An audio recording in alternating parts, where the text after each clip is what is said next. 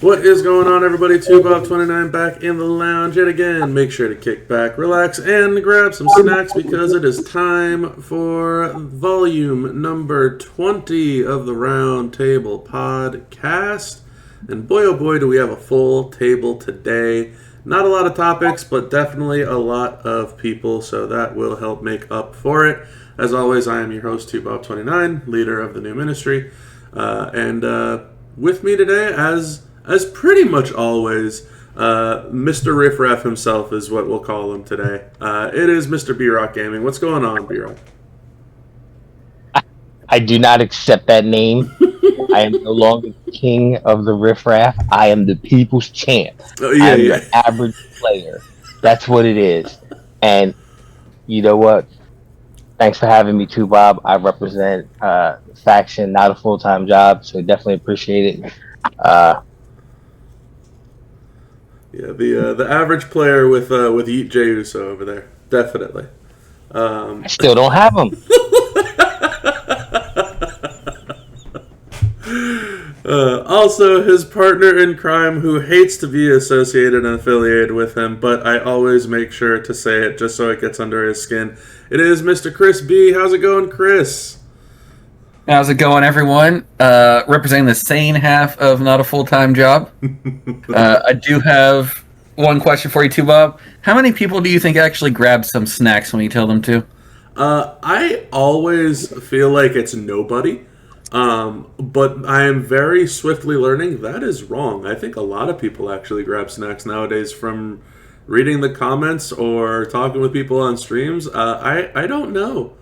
I was always under the impression it was nobody and it was just like, a catchy little saying. But man, people really do be grabbing some snacks when they listen to my content. Something I'm learning real slim. Right here, baby. Say that, B-Rock? Salt and vinegar Pringles, right here. I always have a cup of coffee that I'm pretty much 90% of the way done with when it comes to doing the podcast. But yeah, that's my snack alongside a bottle of water. Always got a bottle of water by me. All right, moving on. I also have Mr. Sweep the Leg himself. One half of the reason that I have brought the podcast back to life, much like The Undertaker, the rebirth itself. And super thrilled to always have him on. It is Mr. Sensei Kreese. How's it going, Pizza Man? Sensei Kreese, the new ministry. Now I want some cherries. I'll be back. Short, sweet, to the point. Love the intro. Thank you, Sensei. Also joining on a regular basis and super thrilled to have her nowadays. It is one Miss Kitsu Shell. How's it going, Shell? Hi, this is Kitsu Shell from the new ministry. And Bob, I thought I had it on good authority that you were the snack. Hey, whoa, we don't do that, especially not when there's a certain couple of people here that'll end up clipping these types of things. I can't have these things going out there into the wild, But thank you. I am definitely trying to lose some weight, so hopefully I can be a tastier one, but we'll figure that one out.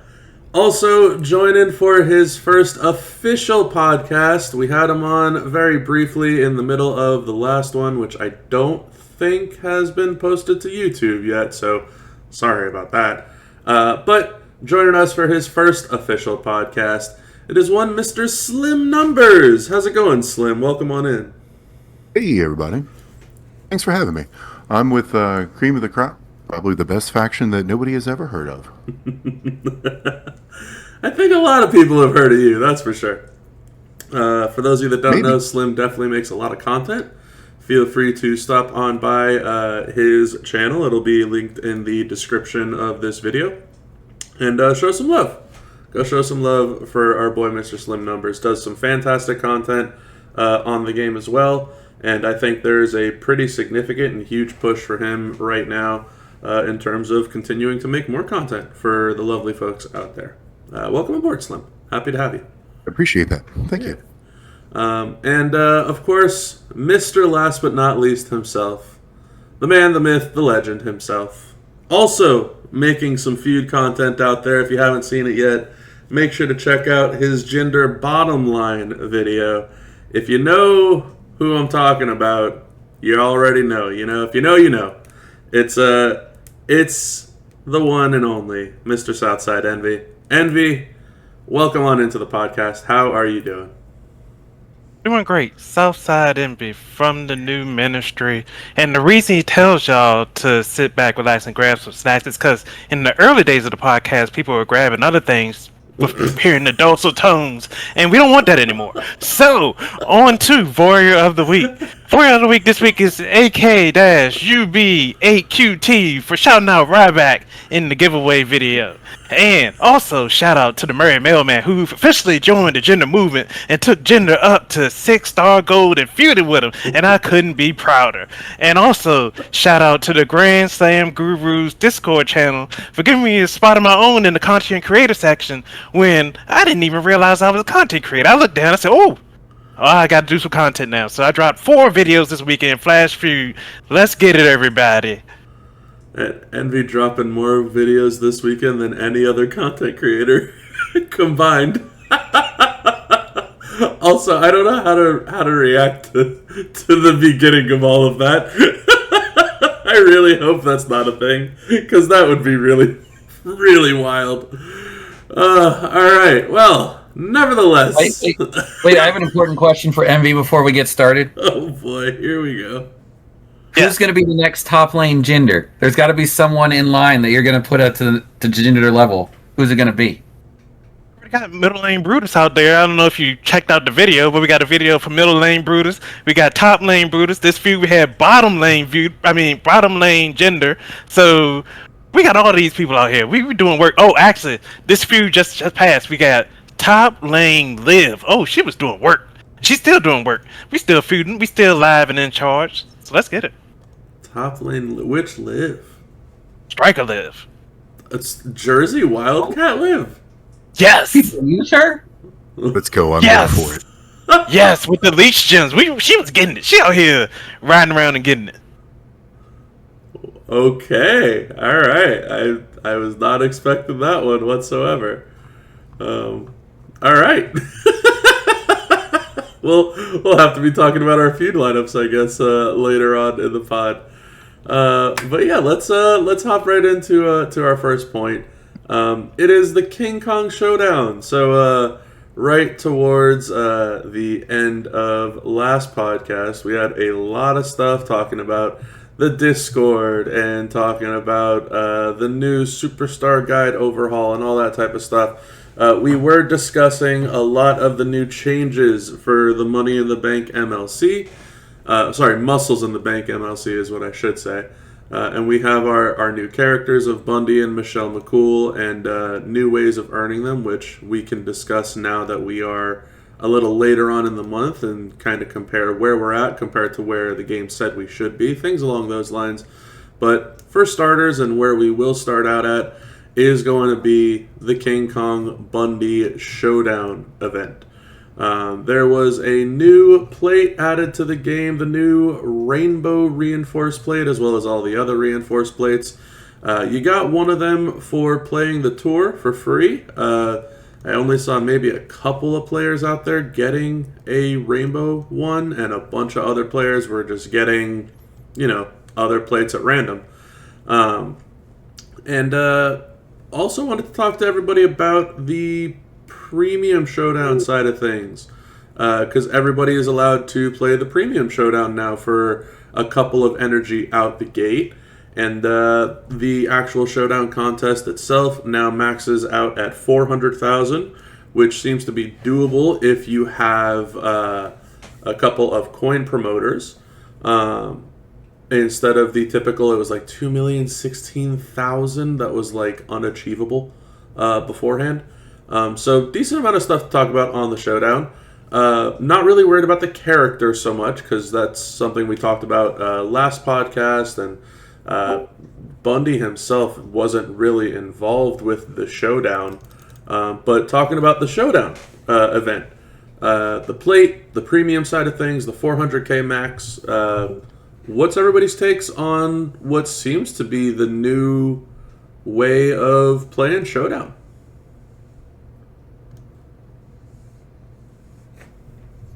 So I still don't think I've figured out how to actually do the first day of Showdown where you get to play, but you gotta have the character to go past a certain level. Cause you can go strong and put your promoters out and get high quick, but then if you do that, you can't get as many tokens. But if you go slow, you might not reach the level, so then you might not get all your tokens. So it's a weird balance, and I don't know how to play it yet. First time I went slow, and I don't think that worked out for the best. So this time I went fast, and then I didn't get it as much as I could have. I really need to find a happy medium, and I don't know how to do it. You're talking about the regular Showdown for 400k. Or are you talking about the premium Showdown day one? The day one premium. Okay. Because you get to use anybody you want to, and you get up to a certain level. Then when you get up to that level, you gotta have King Kong Bundy, I think. Yes. Yeah. Yeah, that one's been an interesting one. Obviously, because it's on an 8-hour energy timer, which is insane to me. There's like a couple of weird tips and tricks to it. The way that I do it is I play my very first fight immediately. I play the first fight right out the gate. Everybody's at, that 100 notoriety or whatever. If you have max promoters, I think you go up to 400. And then what I personally do, and maybe it's wrong, I don't know, but what I do is I just sit and I wait. And by 11 p.m. my time, I will have my 3 energy back. It's not something that I wait until 11 p.m., but if, it's late at night and it's maybe like 9 or 10, I'll look at that point to see where everybody's at. I'll probably have been hit by that point in time because there are players out there that will wait about an hour or so to start. And for them, instead of fighting 100 notoriety, they'd rather fight 400. And that makes sense. I get it. But what I'll do at that point is I'll look amongst my revenge logs. And there's a good, chance that one of those guys that have hit me on defense, that they have Bundy. And I can tell because their notoriety is somewhere in the 2,000, 3,000, 4,000 range. Because, they obviously got him. They could play that far up. They get the energy for having him and doing the tour. And not only does revenging get you more notoriety, but if you fight someone with that much more than where you're at, it's a good way to kind of, rocket your way up the boards. So that's the way that I've been doing it, is one out the gate and then just waiting for later on that night and then just kind of running it through. And then there's, one more energy in the morning, which if you need it, sure, if you could even play it at that point in time, because of the notoriety cap, like you mentioned, until you need Bundy. Or if you're already over the cap, then you just can't play it. That's way smarter than what I was doing. You were just doing all 3 out the gate? Yeah, because I'm impatient. What's everybody else's take on the premium Showdown? Who wants to take it away? I want to say I'm with you, Envy. But thanks, Bob, because now I have something to try next time. Yeah, by all means. Look, it might be a horrible tactic too. I don't know. It might be better to get 2 fights right out the gate and then wait until, what would it be, 7 in the morning or something the following day to get your energy reset? Something like that. Maybe that's better. I don't know. Oh, hey, I just lined up against Spider-Man. That's actually what I do. I do my 3 out the gate at 3 o'clock my time when reset happens. And then I turn around and the next morning I have 3 loaded up again. Because most of the time I won't have, in this case, Bundy. I didn't have Bundy, so just to max it out, boom, I just did, it's actually 5 matches. So you don't even need all 6. But once you do your 5 matches, you're done. So, is the premium showdown like a good thing, a bad thing? Does anybody care about it? For me, I like it. It seems like an injection of prize-well into my account. Maybe I'm wrong on that too, but I don't know. I kind of like the idea that we could all play Showdown. What's everybody's I thoughts? agree. Yeah. I agree. And I was gonna say I agree. I like that everybody has the opportunity. At least, and then you get stalled when you get to that point where you need Bundy. But that makes sense because it's the premium showdown. Whereas before, if you didn't have Bundy, you couldn't do anything at all. Yeah, So you're just I locked do out. like that. Yeah, I hated the idea of being locked out of content. Always have, always will. So I'm for it. No, I think it's a good thing. I mean, it gives people something to do on Friday now. Even though it's just, a few matches, it's still better than what we were getting.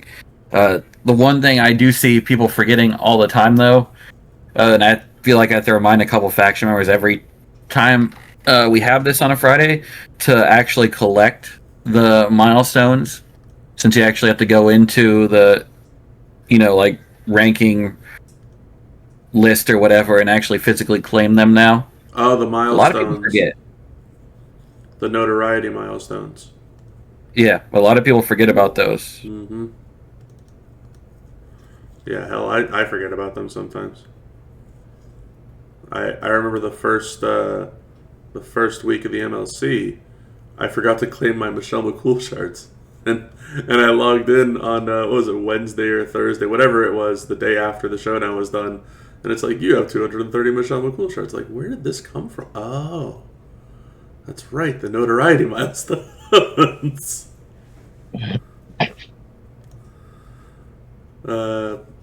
Sensei, talk to me. Premium Showdown, thoughts?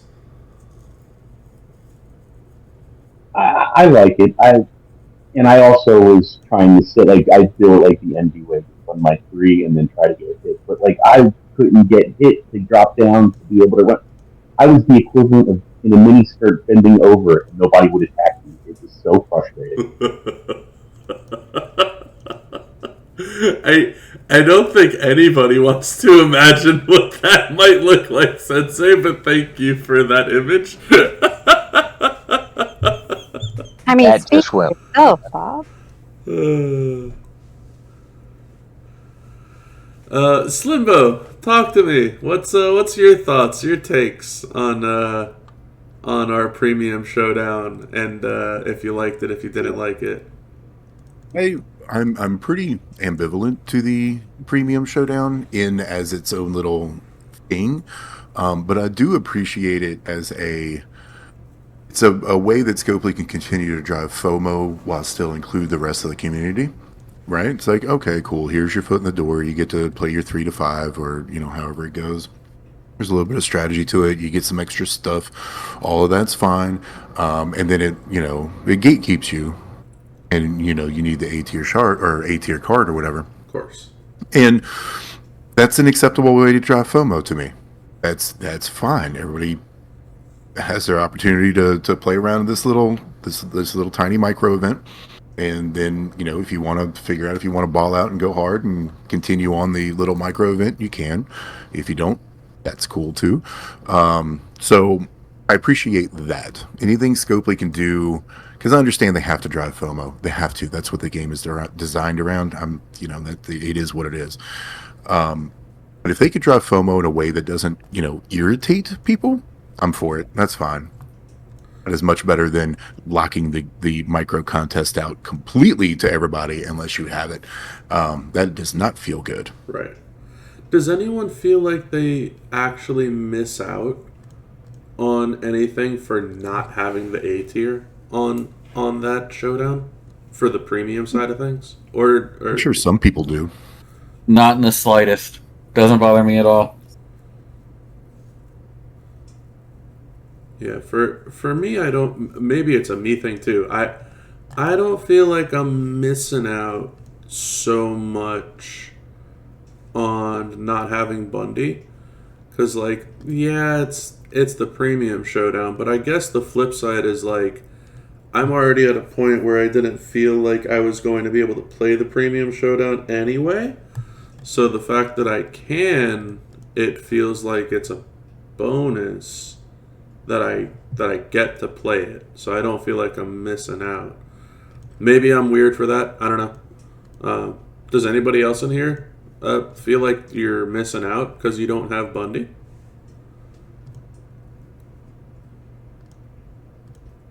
I don't think it's a missing out, so to speak. I do think that you're gonna have part of the community that's jealous that because there are people who already have them, and then they can get better rewards and all that other stuff. I think you're always gonna have a little bit of that.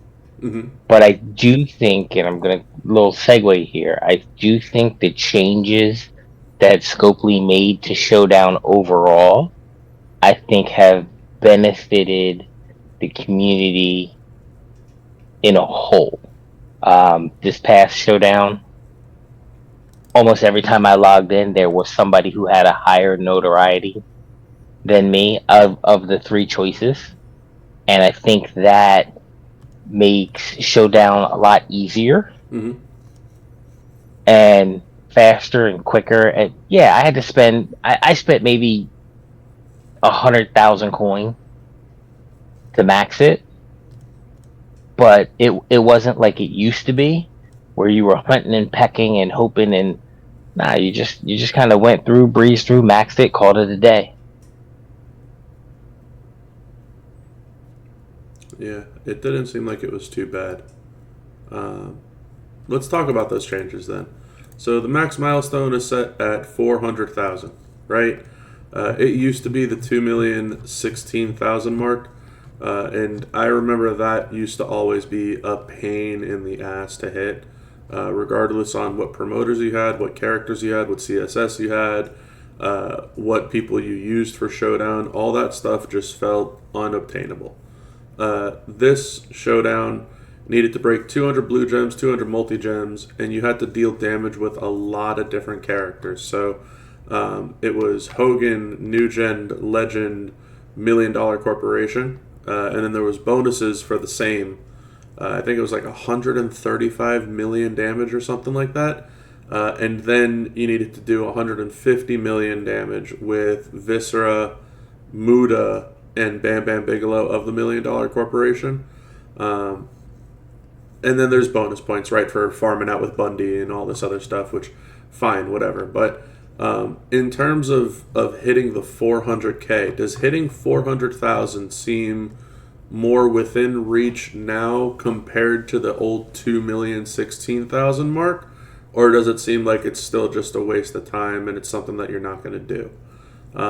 Me personally, I ended up hitting it. I know that a lot of people are not happy with the coin promoters because the coin amounts are so weak nowadays.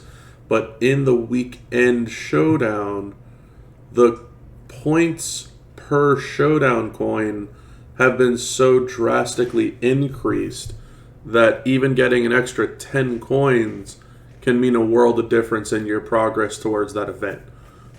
So curious in regards to the new 400K milestone that seems to be kind of like the template moving forward compared to the old 2 mil. Does this seem like it's something that's obtainable, something that you like, something that you dislike? Do you want to go back to the 2 mil? There's a lot of like takes that we can have on this, so I kind of want to hear from everybody on what it would be.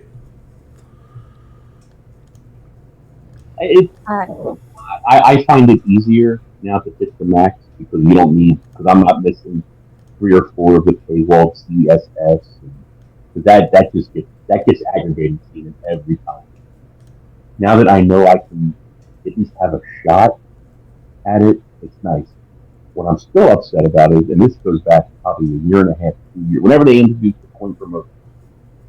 At first, the coin promoters didn't count towards your event score, like those extra coins, they didn't. Yeah, none of them, whether it was the Showdown or the Boss or any of that, and they came out saying that they were intended not to. Yeah, I remember that. Exactly, and then they just all of a sudden decided, you know what, cool.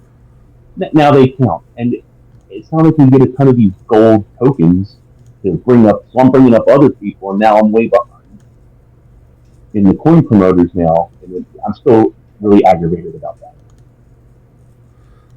It's a frustrating experience, that's for sure.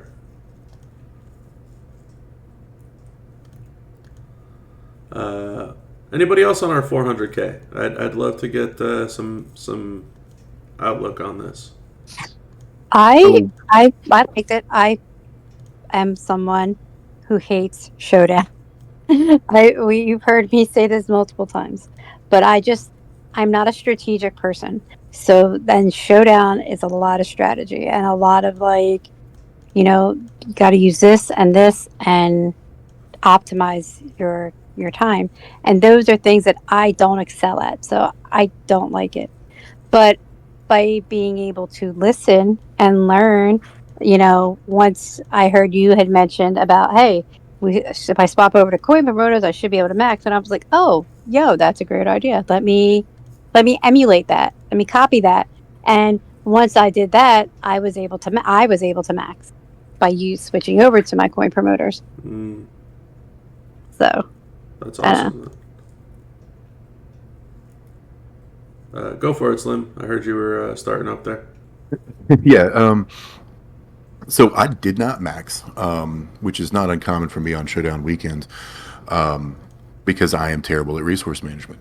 I don't manage energy well, and very often I'll get tripped up and lose battles trying to get CSS stuff knocked out.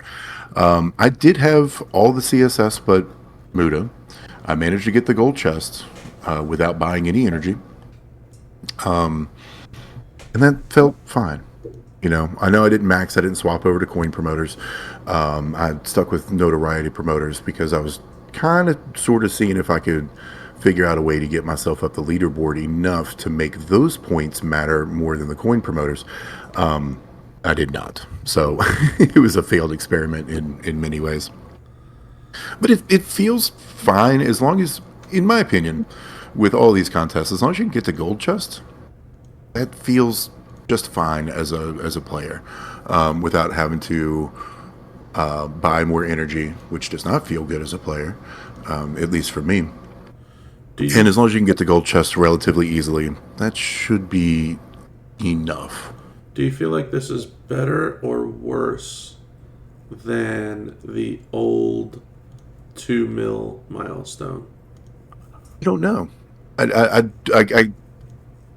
can't really tell because it seems like the last 2 monthly or weekend showdowns were easily maxable. It felt like the points were skewed in such a direction where, within your first bank of energy, everything was maxed. Ding, and you were done. You're like, okay, well, I don't really have to do all that much anymore because everything is ticked off. If I want to climb the leaderboard as I can. If I don't, I'm already pretty well into it, at least for me. Right. And this one did feel like I had to grind a little bit more, which was fine. Had a good time with it. Worked for me. So all in all, it's I guess what I'm trying to get at is it's an improvement compared to where we were on a regular basis with Showdown in the past. Because I'd say so. I'd say it's a net improvement. A lot of players were angry with Showdown, and like what you said, the whole feeling the need and urgency to have to buy energy is always a pain. And I know a lot of players felt that was the case a while ago when we had the consistent Showdown, back then, where it was like even if you had everything, you have to buy energy. And again, that's never a good feeling, especially if you do have every single thing under the sun and you're like, man, I still got to spend money every single weekend. Like that's not good. But in these cases, you can make solid progress. I think that's a me thing for sure.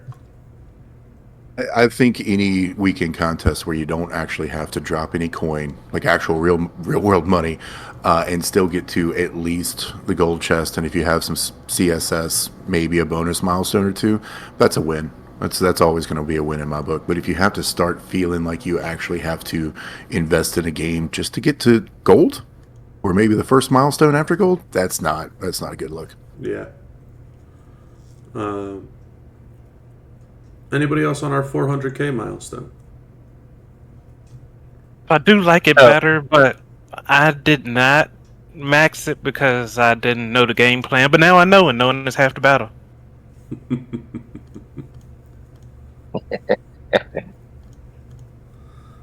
B-Rock, talk to me. Efficiency wise, this is, I feel like 10 times better than it was. Okay. The way it's set up and the way it is put together is a win because you don't have to be at it for 2 days. You can pretty much get everything done that you need as long as you have the characters. You can get everything you need to get done. One run through, which I believe is 12 energy. Yep. You get another 2 or 3 for like 3 million coin. That and all that together, you can pretty much get almost all the way done, and then you're good to go. So you're a fan. Big fan, huge fan. I told you this is positive. Positive V-Rock. A lot of First stuff time for everything. positive. Anybody else on our 400k max milestone concept? There's still something else I want to talk about for the weekend in terms of the reinforced plate, but on the 400k, anything else? I think it just made me realize some people are still not understanding the importance of your promoters. You know, like your Showdown coin ones, your feud ones, and that. Yep. And it's like, come on, people. You got to realize these promoters are just such a huge quality of life increase. Oh, yeah. Big time. I guess that actually begs the question, though, and this may actually derail this section of the podcast, and if it does, I apologize. Oh, go for it. Where do you prioritize upgrading your promoters, right? There's a bunch of them. All of them generally do something positive to the game, but there is an absolute bottleneck on the gold tokens to evolve them from the faction shop without refreshing with in-game cash and yada yada yada. What do you work on first? Do you work on feuds? Do you work on Showdown coin? Do you work on Showdown notoriety? Or you want I think that's actually a really good thing to kind of isolate and roadmap out. I have answered this question within my faction a bunch. Yeah. It depends on what your play style is and what you personally prioritize. I prioritize feud first, so all my feud promoters were done first. It has to be feud first. I think The feud ones are the biggest difference. I feel like it comes down to what are you struggling with most. And 90+% of players are going to make the argument for feud, myself included. And in feud, for me, it's not so much of a struggle type of thing as much as it is like, I just want to be done with this sooner than later. And so I don't want to have to commit the amount of time that it's going to take to feud without promoters compared to feuding with promoters. Like way back when Powerhouse Anvil came out, Powerhouse Neidhart, I loved that character so much that I went out of my way to start grinding out Undertaker, because I didn't think there was going to be a single chance in hell that I was ever going to get Taker. It took me about 4 to 5 months, but I sat there and grinded out every stip tour every day for every marquee tour. It's before we used to get free marquee credentials, and I would play marquee tour till, to the top of the leaderboards as best as I could. I would even use props just so that I can get there, so I can get it done quicker, right? I wanted that promoter so bad to use a character that I liked using so much. And I think that feud fits that bill for a lot of players, whether it's because they want to go faster and not spend as much time, whether it's because they're afraid they're not going to hit whatever milestone it is that they're going for, whether it's 100, 200, 300, 500 during the 20-hour feuds, whatever it is. I think feud is typically most players' concerns. And then, I think it's a toss-up. I think Showdown coins is more of a solo thing. I think Showdown notoriety is both a solo thing and a faction thing, as odd as that might sound, because the rewards that you get from the notoriety can help funnel better faction performance later on in the month. Like getting better rewards from the Piper Niven Showdown notoriety leaderboards will get you more Michelle McCool shards, which will help out your faction in the long run in terms of the month. And so, like, I can see that being a give and take. And boss battle nowadays, to piggyback on what Sensei said, where they were never supposed to count, now they do. I think that that's a big selling point for a lot of players, that it's like, I need to get my boss battle promoters up, even if it's just one, and then I'll worry about changing people out at that one spot for technician, for example. That way I can make sure that I get the most amount of points for myself and the faction as possible. It's an interesting question, though. I think it is absolutely kind of a big conversation that has only been about 75% explored as far as like actual pure efficiency within the gameplay within your promoters, because it's pretty clear that every promoter in the game, including stipulation tour promoters, will affect what you end up getting as far as milestones or bonus rewards or leaderboard score or anything like that. The higher your promoters are, the better stuff you're going to get in the very long timeline of the game. So there has to be some sort of path towards efficiency that hasn't quite been uncovered yet. Yes, Feuds the most important in my opinion, but where's the next one? Promoters are interesting. I really like the idea and concept of promoters, but it's really unexplored territory, and I think it's unexplored territory because they are absolutely impossible to max out without a significant in-game cash investment. Mm-hmm. Yeah, it's tough. That's no argument there. It's tough. Yeah, I finally got all my Showdown and Feud promoters maxed out, for their entourage ability, and that's where I'm at. Do I go boss?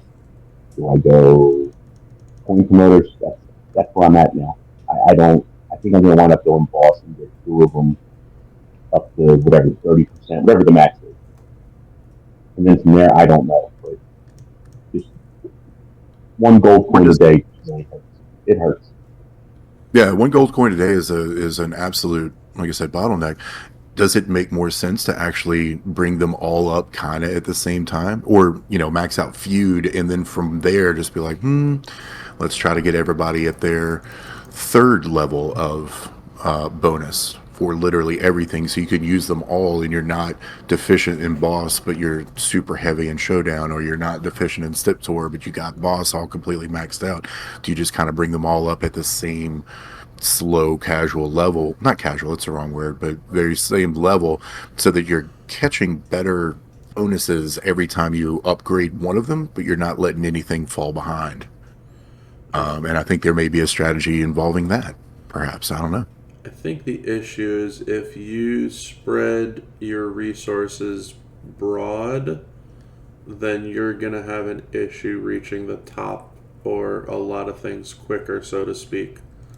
Like, in terms of notoriety, yeah, it's obviously better if you have every single class able to get 100% notoriety bonus, but if you don't have a single 250, then you're kicking yourself once, for example, the premium Showdown rolls around.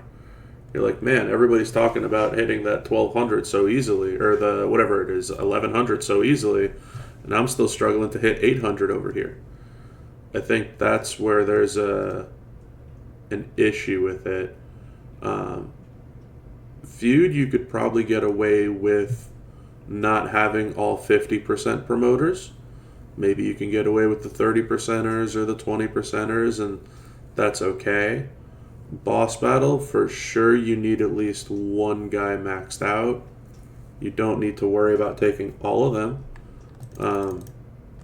I myself fell into the boss battle pit of having 5 of them at their max promoter, because I'm someone who carries a lot in my faction, and so when I start carrying other players, I want to be able to use whoever I need to use for boss battle without hindering my own score. And so I took up a bunch of them, because it was like, well, if I'm gonna carry people, I need to have all these guys leveled up so I can get as many coins as possible. And that just became a trend for me. I don't know that there's a perfect answer, to be honest. I think that every game mode has a difference to it. That's where I think the truth is. Here's the answer. Start adding those little gold tokens into various milestones and rewards and stuff, so we don't have to get a 1 drip per day. That's the answer. Max them all. They seem to be very locked down on those, and they don't want to budge. They do not want to budge. Well, one can hope. I will say that I did win probably the greatest giveaway ever when Davey D gave away 100 gold tokens in one of his streams. It was the best. I got all my queues promoted up to 50%, and they were gone within like 3 minutes. It was awesome. Yep. It's pretty dope. That's a dope giveaway. Yeah. They will go away instantly. That's for damn sure. Anybody else on promoter talk? Good little segue, Slim Boy. I appreciate it. Let's finish up the showdown point. The reinforced plate. Last point of the showdown weekend. New reinforced plate that came out that weekend. It was make 6 reinforces for a 100% gem damage boost. We could talk about it because we're in the middle of this weekend too, but this weekend it ended up getting a boost from 100% to 200%. But long story short, new reinforced plate is out. It's an ultimate plate. 6 reinforces gets you now 200% gem damage of the color of the plate, or if you got the rainbow, of all color gem damage. So what's everybody's thoughts on this new ultimate reinforced plate of ours? Anybody care? Did anybody get it? I know somebody in the live chat said that plate was way too damn expensive. Is there anybody that if you do have one that you're using it on? What's everybody's thoughts on this new plate to our game? I was stoked. I was stoked for it when I saw it. I was like, ooh, reinforced plates. What all sorts of combinations and cool stuff can I do with this? Until I realized that 100%, it was the same thing as like a half a dozen other plates on the roster. And I was like, oh, this actually doesn't do anything. Mm-hmm. So now that they've bumped it to 200%, I haven't had a chance to go and look at it, but when it was just 100%, I was excited for about 2.5 hours, and I was like, oh, never mind. This thing ain't going to do nothing. For me, it was like, man, this would have been great if they turned it into a yeet plate, you know? If this was the reinforced version of a yeet where it's like, hey, 500%, or the punk gauntlets, like, this thing would have been, you know, tippy top notch. But yeah, now we're talking about have to have type stuff. Like, you got to get one of these. All of a sudden, Showboat KO or Asuka or, you know, any of these reinforced characters start getting super strong, 100%. And I was like, oh, well, you can just put an LA bite plate on Asuka and get the exact same effect. Not the exact same effect, but like close to it. Yeah. I did get it. I didn't. It wasn't that expensive. At least maybe I got lucky. I don't know, but I'm glad because I did have a debate in the faction chat if I wanted to get it or not. It was only 100%. I'm like, oh. And then a couple people there talked me into it, and I'm glad I did because now it's on Asuka, and now that I'm actually using the right moves, she's a beast. Oh yeah, Showboat Asuka is disgusting, and I don't think she needs that plate, but yeah, with that plate, she'll be even stronger. So yeah, not a bad shot whatsoever. I mean, I'm happy to see that we finally got some reinforced plates because I think the only one that existed before these was the Bulldog bracers. Yep. If I remember rightly. So I'm happy to see CMC, you know, reinforce, get some skill plays. I got the yellow one, which is on Asuka, even though she doesn't need it. It felt like the best place to put it. I really want a green one, so I can put it on Mommy. Yeah, green one is great for Mommy, for Maxine, and for the new Michelle McCool. Green one's really good. Yellow one is obviously, for all the characters that have reinforces typically are pretty much showboats. So like, those are essentially the main two to me. I was not a fan of the plate that I got. I ended up getting a blue one, which is currently on nobody. I looked into it and it's like, yeah, I could make this work on someone like Jesse the Body Ventura, but it's like I'm never going through this process. I'm never going through this process of taking up this guy to the level that he's going to need to be.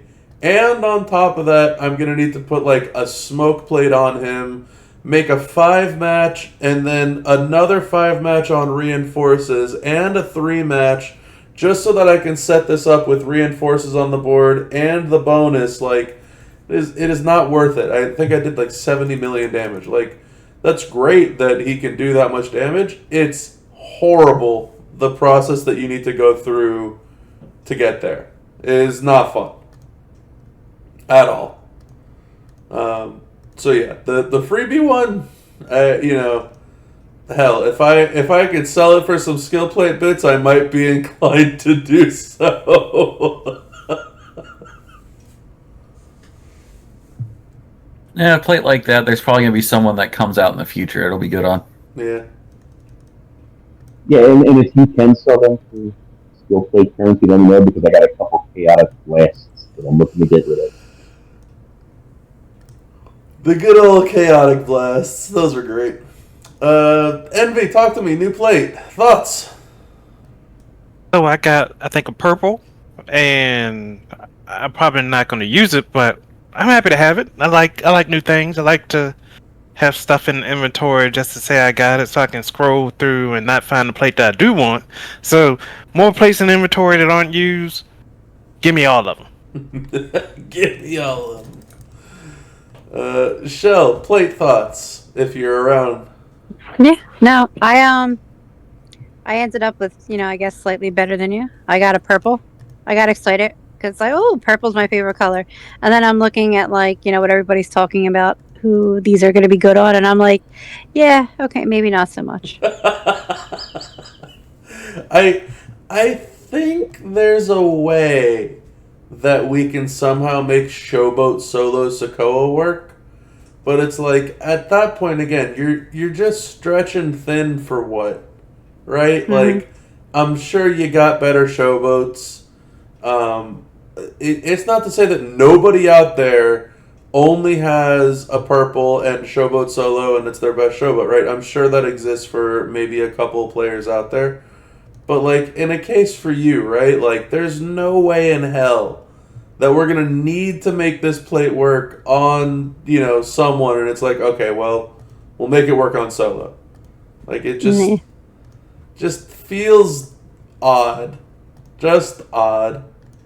I like what was said before. Maybe in the future. Maybe one of the cards coming out next month. We'll make that one of those plates shine. Yeah, I mean, look, that was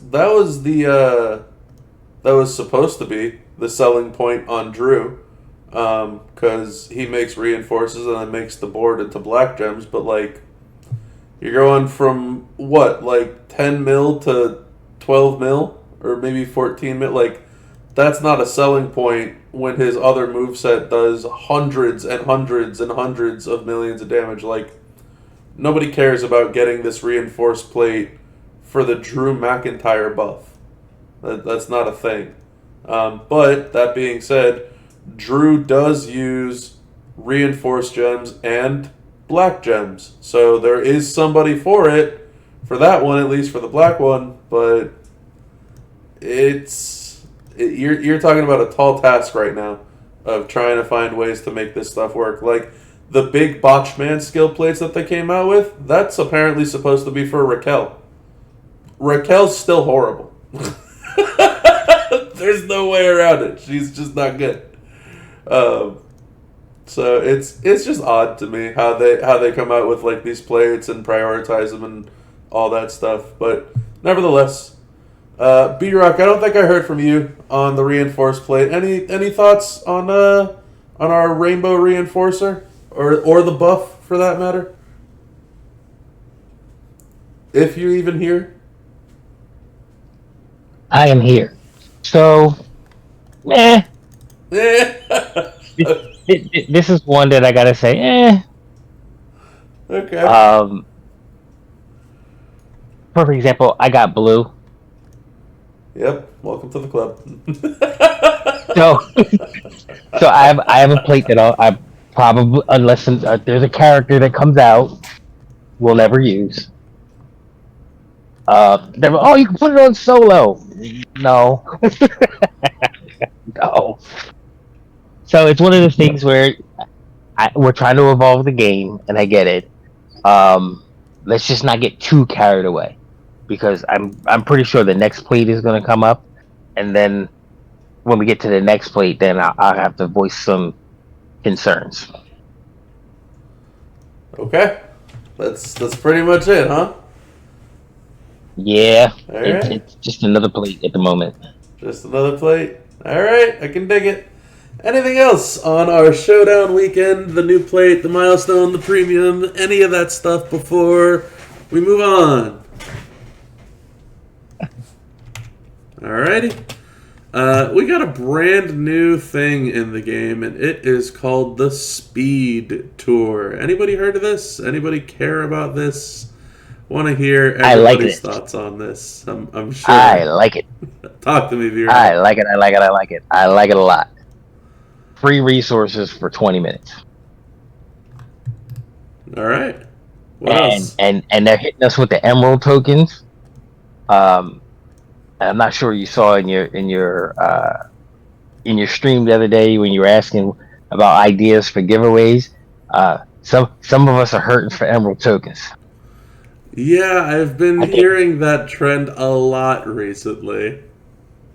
I think Southside was he said he was down to his last farthing.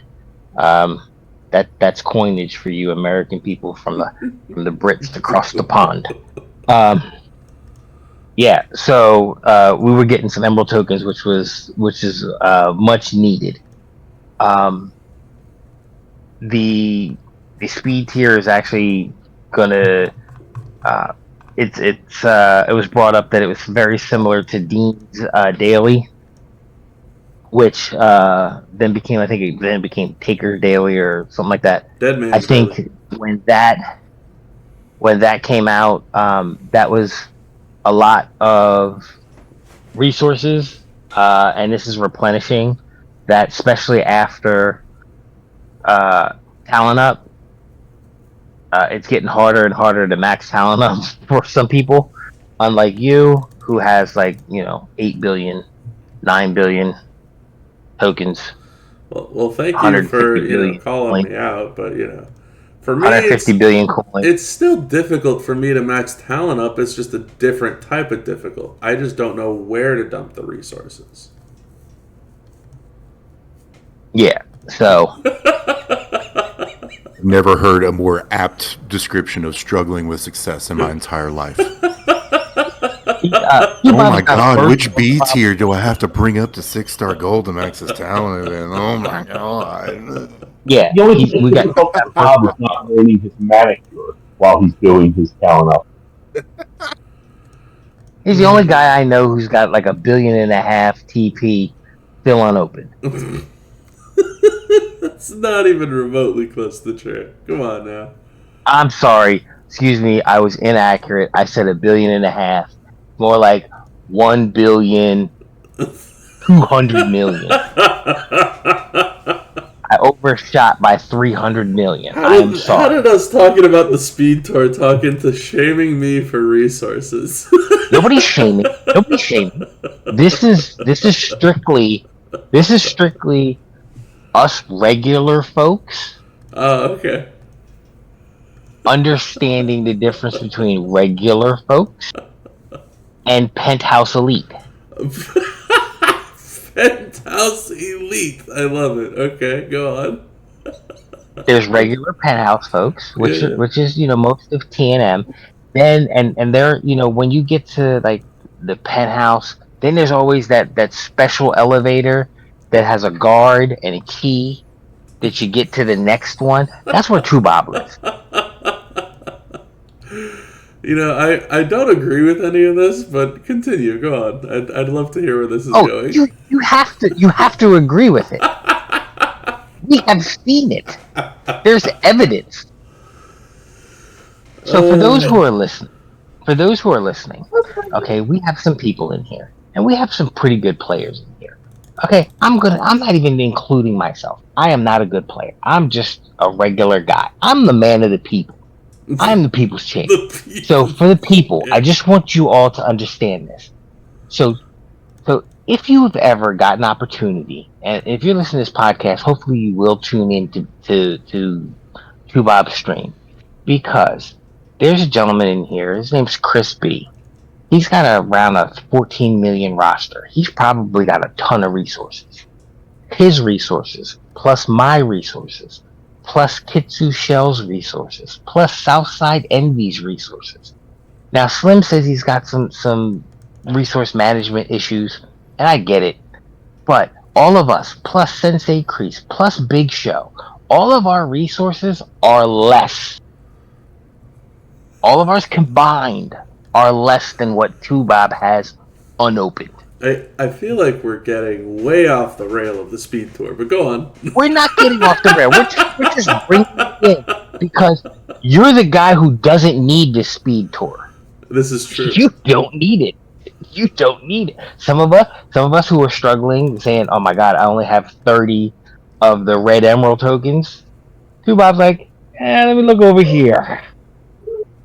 Let me go through my Rolodex. And yes, I'm dating myself, but I'm looking here and I'm sitting here with 6 million emerald tokens. Okay. That's all I'm saying. I definitely don't have 6 million emerald tokens, but I can definitely openly attest to the fact that I am not struggling with emerald tokens like the masses seem to be.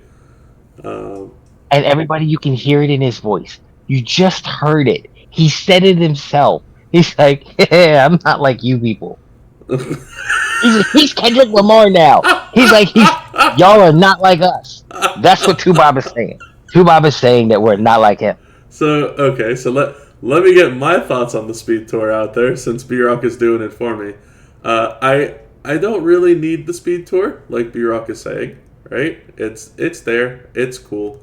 Looking at it, right, there's what is that, 5 million coins, 500 TP, 100 IGC is nice, another 10 million coins, so 15 million coins, 1500 TP, 100 IGC, and then there's this box of a character, a superstar, whatever you want to call it, with 5-star bronze.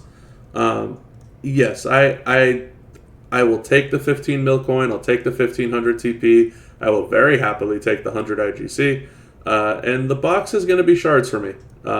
There's not a single character in there that I don't have, so I'm not bothered by it whatsoever. It's nice. I'll take it. It's a win. It's free stuff. But yes, it does not make or break me. Not one bit. Who thinks Tubob should donate his speed tour resources to the masses? I wouldn't mind. I mean, I'll take them myself, but I can donate all of them. I don't care. You see that, folks? That's how much he has. Listen to the man. He's telling you. I don't mind one bit. For those Bob, I'm not trying to jump in here, but it's Clado. But what's up? B-Rock, he's like the Warren Buffett of champions. He gets like $1 billion reward, and his coin counter doesn't even go up. He's like, was that $1 billion or was that 10? I didn't. Anybody have an idea how much we were just given? This man wants us to go to 7-star gold so bad, so he has characters he can actually take up, because he struggles with the talent because he's got nobody else to take 6-star gold. That's why every week he's calling Scopely, please 7-star gold. I'm not getting these Michelle McCool shards. I don't have anyone to level up. Not even So close. that's why. Yeah, for those of you watching on the YouTube playback, this is my lowest emerald token right now, which, as B-Rock is pointing out to, is probably more than what his is and Envy's is and et cetera, et cetera. No, it is. There's no probably. Okay, thanks, Chris. You're welcome. I'm so glad that I can't see that right now because I would be getting so angry if I saw the number that you are displaying on YouTube right now. Oh my god. Exactly. Thank you, Bob's Chris. inventory is the first that has it's hit its max. It doesn't. There's no way to The count little as many infinity as sign on it. Oh, man. All right, well. So the speed tour, guys. The speed tour.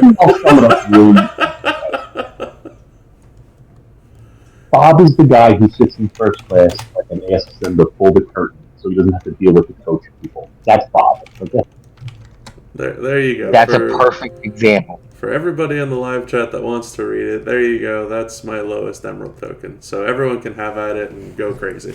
But about the speed tour. Besides outlook on Bob, what's everybody's outlook on the speed tour? I mean, I really like it. I like it, just for the resources you get, and that chest at the end is great for quite a lot of accounts. I'm only missing like 3 people, so I'm gonna pretty much get shards guaranteed. But I think it's great. It takes like 10 minutes maybe if you're using the right people. But I think it's great. Yeah, Thank you for saying that because I'm still back here held up on B-Rock saying it took him 20 minutes. Like 20 minutes. Just be messing around. I'm about to go and crush through this speed tour because I'm waiting for my partner in feud. I used the 20 minutes as just a 20 minutes. Okay. It takes less than that, but it was just more or less. It takes no time whatsoever. Okay. I'll be just, that's what you.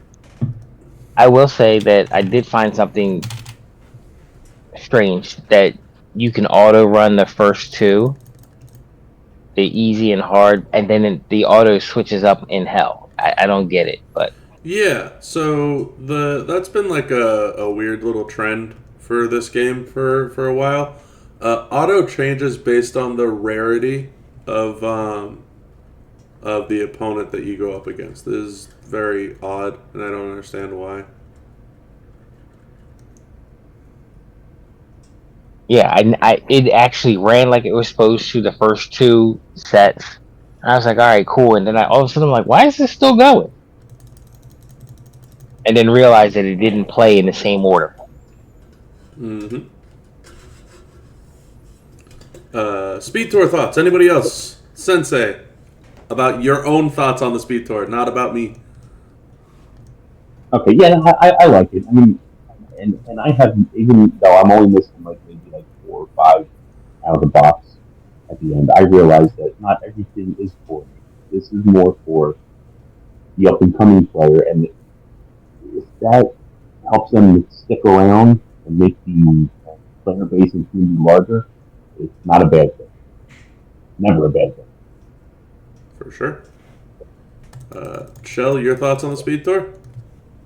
I think it's great. Maybe I may be one of those people who don't benefit the most from it, but I think it's a great little addition for people who need it. Slimbo, your thoughts on the speed tour? I'm sitting at negative 250 million coin. I've overdrafted my account from the last talent up. All right, so I'm all about some speed tours. Give me resources. I need all of them. But as an overall broad arching kind of thing, the speed tour is fantastic. It is.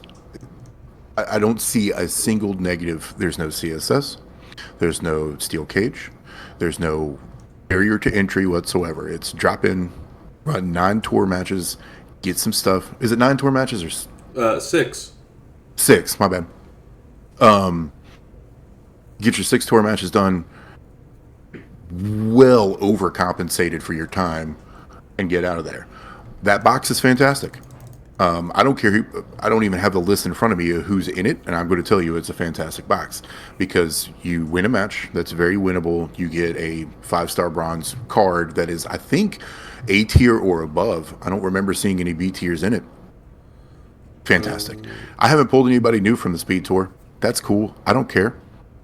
I may eventually, there's 30 chances, there's 30 of these things that are going to happen. I might get somebody new. That would be cool. I might not. That's also cool. I need the shards. There's no negatives to the Speed Tour in any way, shape, or form. The only negative to the Speed Tour is that it ends after 30 days. That's the negative. Yeah, that's a pretty good negative to have. My 4 characters, I'm doing the 5th one right now. My 4 characters that I've pulled so far, I got Alundra Blaze, Nikita Lyons. Wasn't too thrilled about those, obviously. However, on day 2, I got Memrock, and on day 1, I actually got Samu, which I thought was pretty rare to get a head shrinker just all of a sudden out of the Speed Tour. And I am currently pinning the final Hell Mode opponent right now. But I mean, yeah, to your point, Alundra Blaze, Nikita, none of them are B tier or below. I just hit Gunther, who is also not a B tier. So definitely some solid characters in the box, and hopefully can be some new recruits for some of the players out there. Envy, your thoughts on Speed Tour? Oh, sorry, go on, Sensei. Do you think this has any chance of sticking around after the 30 days? That would be nice.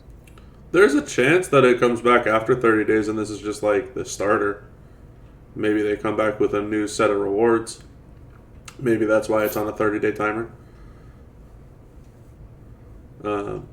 But Envy, Speed Tour thoughts? I like the Speed Tour. Sad as may only be 30 days. And day 1, I got me a Feuds, and I was shocked. I was like, oh man, there must be all sorts of great stuff in there. Then I found out the rest were shards. So maybe I find a few fuses out there. I guess I don't have any hope of it being updated for like newer characters going along if it only lasts 30 days. But I enjoy the resources. I was in one of my videos complaining about my emerald tokens, and then when I went to show the people, I had more than enough to take someone gold. So it seems to be working. I don't know what they're doing, but I definitely don't have 1,300 of any emerald tokens. For that to be your low is disgusting. Who are you taking up, or are you just getting all these people at gold off top? Do you have the content creator account, or is your account actually the content creator account? Are you even using the content creator account, or is just your people just gold sitting out there, and you're like, oh, I'm just using my own metal bits and plates and all that? And what are we looking at when we watch your videos, Tubop? When I make my videos, it's with the content creator account now. I very rarely use my own account. Sometimes I do, but I try to just focus on using the content creator account. Oh, because when you were unofficial, it still looked like a content creator account. We just couldn't tell the difference. So I get it. Envy, it's because his account is higher than the content creator account, and he just doesn't want to show that off. He's got some measly everybody's 6-star gold content creator account. When you're looking at his account, and he's got some 7-star dev stuff in there, and he's got that 8-star Naomi. Yeah, it's all good. It's all good. I feel the way we tell the difference is the level 1 6-star goals that Tubop be rolling out. They don't have like one move leveled, and they haven't put any coin into them, and they just at the bottom level. That's how you know it's a Tubop one. I feel like we have severely gotten off the track of the podcast and the Speed Tour. So what we're gonna do is we're gonna move forward. Before we leave, is there time to talk about fantastic boxes? Did I give a top 10 fantastic boxes, or is it too late? Sure, Envy, go for it. Oh, so you're gonna let me do it? Oh, I didn't think you were gonna let me do it. he doesn't actually have anything.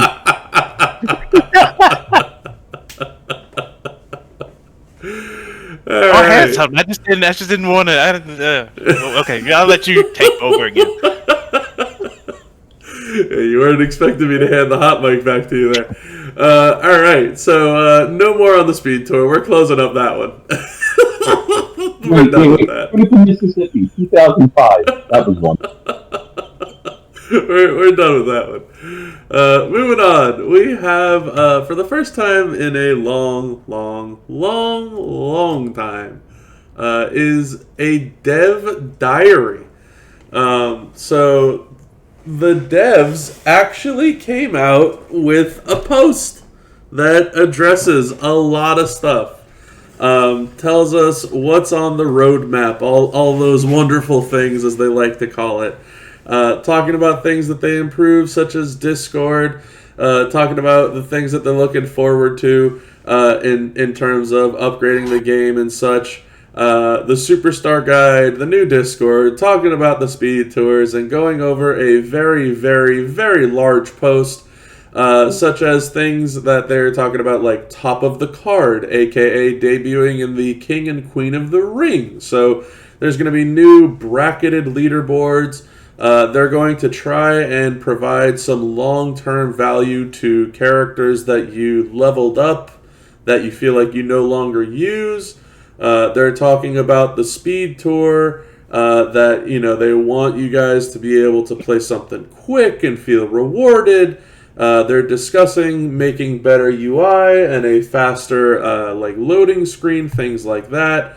And obviously, yes, there's going to be a strap part filter a skill plate filter, rather, I should say, or possibly an entourage filter in the very near future. So lots of stuff. I can't remember the last time they did this. What's everybody's thoughts on the fact that they came out with a dev diary?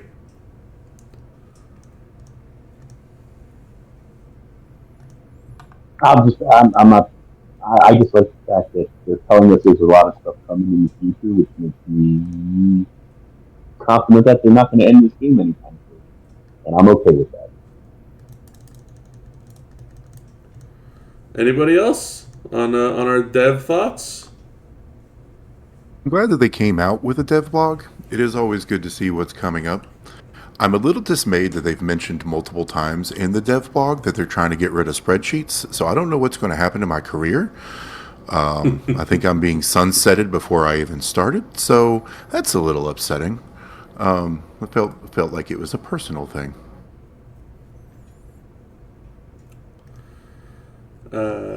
Anybody else on the dev diary?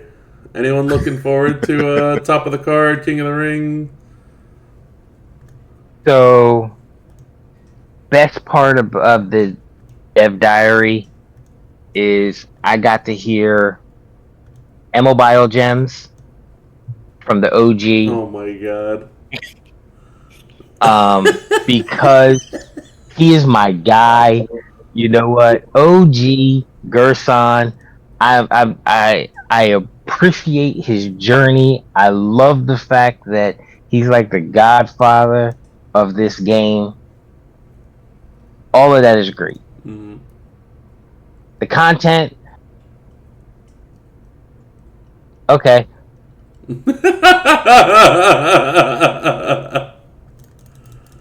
You know when you're a kid and you write out your list for Santa of all the stuff that you want.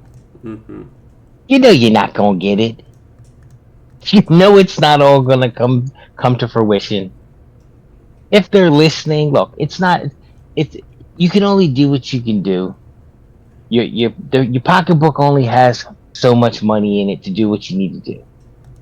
Would we like to see all the things that they are the roadmap? Because we've had about 15 roadmaps already, and we're still waiting on some stuff. Which, you know, if you think about it, you know, when they just made the adjustments to kind of give people an outlook on move sets and things like that. But wait a minute. Some guy in his mom's basement made a better version. So it's like, okay, we're not going to give you credit until we see it done. That's kind of how I'm looking at it. But it was great to see Gerson. Gerson, G, you're my guy. If you're listening, we still appreciate you to this day. Anybody else? I can dig it. Was happy that G was around for sure. It's always good to see G back, and I personally can't wait for skill play filters. I don't even know how you filter it, but at least if I can get them in an order where I can know I got 12 Devon Dudley plates and all that, I mean, at least I can count them up. And I can know how to disperse them around, as opposed to seeing one at the top, one 5 rows down, and I can't wait. Yeah, the skill plate filter was not on my much needed to be changed list. The entourage filter for sure would have been nice. Exactly. And we were supposed to get that a while ago. Doing something like alphabetizing skill plates would go a long way. Like, there doesn't need to be a filter. I don't need to know which skill plate I got most recently or which one impacts green gems, or like, I don't need any of that junk. Just give me my skill plates in alphabetical order. That's it. That's about all I can possibly ask for, and I'm good. I'm not concerned one bit about anything else there. The amount of effort and time that's going to go into that is going to be an absolute waste and unnecessary compared to the amount of time that could be put towards an entourage filter, because that is something that we need. And even if it's not a real filter and you just have the search function, fantastic.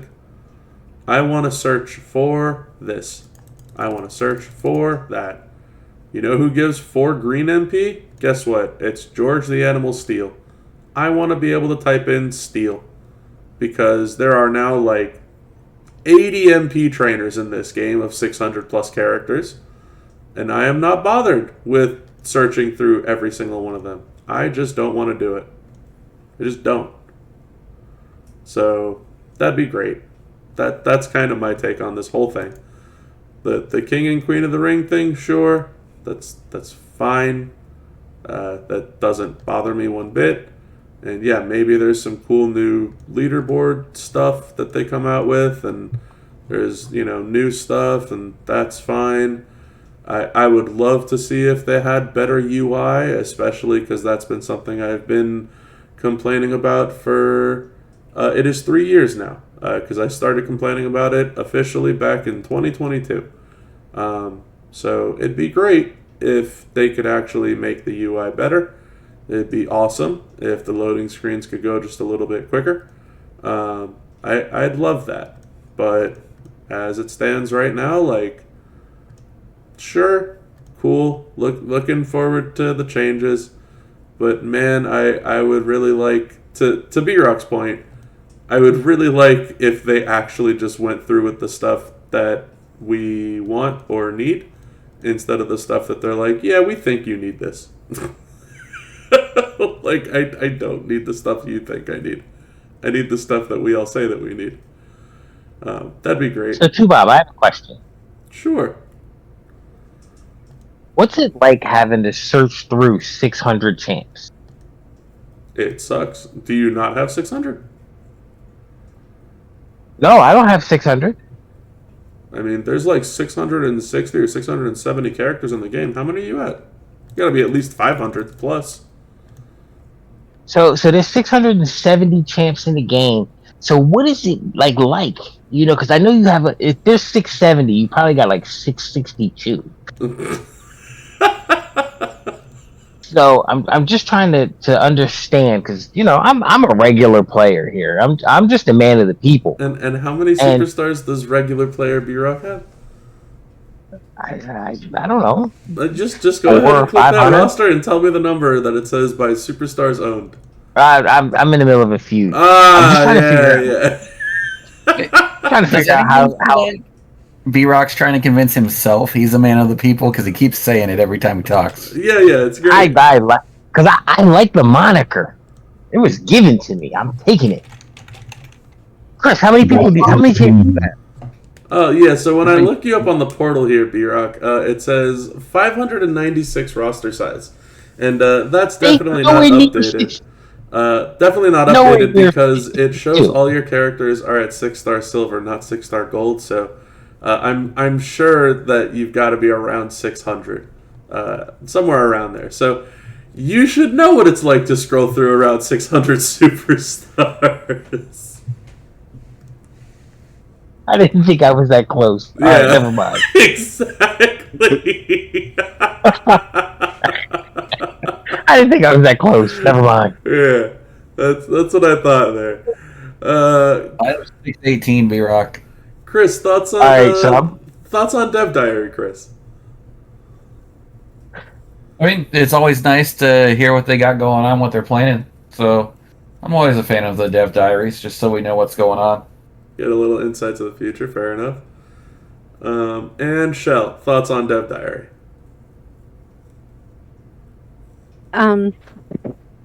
It's okay. Everybody else pretty much said everything. I'm more of a fly by the seat of my pants, and I like the surprises, so I didn't watch it. But I've heard everybody talking about it. Couldn't really give a damn, huh? Not really. It's fair. Sorry. Understandable. Alright, and final point. The self-made champion Flash Feuds. So that is the weekend that we're on right now. That's the Flash Feuds that you see on the screen if you're watching the playback on YouTube. A couple things to talk about here. The new Drew. The new gear that comes with the new Drew in the loot. The update to the reinforced plate that we have already discussed. So how's everybody feeling this Flash Feud? Are we liking it? Are we hating it? Is there anyone who's getting the new Drew or chasing the new Drew? Anybody that wants to try and chase all of the prize wall needed for the gear? We already talked about the reinforced plate, so not really worried about that. But feud thoughts, feud weekend, Flash Feuds. How's everybody liking it? How's everybody hating it? You want to hear my joy first or last? Whatever anybody wants. If you want to go for it, go for it. Oh, well, man. Oh, I love this feud. This might be the best feud ever because they gave us that money in the bank thing. So Jinder no longer had to be top lane Jinder. He could be bottom lane Jinder. And oh, man, let me tell you, he was dishing out that work without any bonuses in his advantage other than the +4 purple MP. And not just that, but then once you get whatever you get from the feuds, I got to go to the bags. I got to go to the bags and try to hit on that Cena shards. And all they had to hit twice, and then bought the other 100 off the prize wall. So now I got Hustle, Loyalty, and Respect, Special Edition Cena. And then, if I can somehow scrounge up 33 prize wall, I can bring home Alliance Stone Cold. Here's not that great, but at least I'll have them. So that's all I care about is at least I'll have them. So explain for those that are not aware. Talk about the Money in the Bank briefcase. What is that doing for you this feud, Envy? Well, for me it's doing +4 MP, but for them it could be +4 MP of anything. I got +4 MP purple. You can use it on any color that you want and make all. It pretty much gives you a top lane advantage, except for the extra 100% gem damage. But when you got Jinder, regular damage is enough to take people out. That's what I tell you. Y'all will find out if y'all haven't already. Cause I feuded with 2Bob. 2Bob looked, he said, "Oh, I see you running Jinder out here for real." Yes, I am. I feuded with somebody else and say, "Oh, you got Jinder in the lineup." Yes, I do. Every time you see me, you gonna see Jinder. Top lane, bottom lane, middle lane, all the lanes, Jinder. Well, there you go. For For anyone that isn't aware, the briefcase is out, like Envy's saying. He obviously took his to benefit his gender. The briefcase was this month the Muscles in the Bank monthly, and you got to redeem it for a +4 MP of a color of your choosing for the duration of the Flash feuds. I myself used it on purple. It made my CSS just a little bit easier, and I wanted to see how much damage I could do with OTC this feud. Back to, I'm sure, B-Rock just going to absolutely shred me because I didn't need the MP perk and I was messing around with it instead of taking it for something that I needed. But curious what everybody's thoughts are on feud. Is the perk something that you like, that you hate? Are you having any issues with fighting people that seem to always be fully loaded? Like, what's everybody thinking and feeling on our feud weekend? I personally couldn't find a very good use for my money in the bank briefcase. Mm-hmm. When I started really getting in and looking at it, I could have used any one of the colors, any one of the 6 colors, and made a card that I wasn't going to run in feud be able to be run. And then I started looking at it and I was like, I don't care. I don't need to run this particular card that's going to need this +4 MP boost. I already have 2 or 3 others that are turn 1. So I don't even remember. I equipped it. I used it. I don't even remember what I used it on, to be completely honest with you. It's cool. It is a neat little addition. It is a little microcosm of strategy that they're adding into it. For instance, maybe you wanted to take your new Powerhouse Hogan out for a spin, but you don't have his gear. All of a sudden, you can drop that money in the bank for +4 yellow MP, duplicate what his gear does, or gets real close to what his gear does, and then now you can run 2-click Powerhouse Hogan where you can't normally do it. That's neat. I'm always going to be in favor of stuff like that. But it was another one of those of like, oh, this is going to be awesome. And then I started really looking into it and was like, okay, this is cool. Just not as impactful. What do I do with it? You know? And maybe it's because I do fortunately can run most feud lineups with, turn 1 cards. For those that can't, it probably is a much larger benefit than it is to me, which is fine. That's perfectly acceptable. Anything Scopely can do to make the game more accessible to literally everybody from top to bottom is better than making it better for 100 people. You know what I'm saying? So 100%. So that it's Flash feud. It kind of seems to be rolling just like Flash feuds typically do, which is fine. Is what it is. Fair enough. Let's get some other input on Flash feud. What are we feeling about it? Well, I think I mentioned this to you before, outside of here, but I wasn't paying attention, and I didn't know what the hell these briefcases actually were.